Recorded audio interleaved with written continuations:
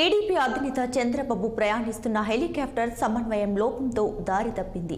కాసేపు ఏటీసీ నిర్దేశించిన రూట్ కాకుండా మరో రూట్లో వెళ్లిపోయి మిస్ అయింది.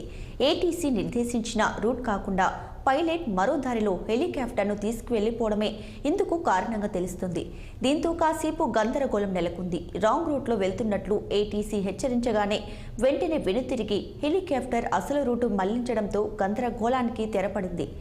అరకులో టీడీపీ రా కదిలిర సభకు వెళ్లేందుకు చంద్రబాబు వెళ్తున్న సమయంలో ఈ ఘటన చోటు చేసుకుంది.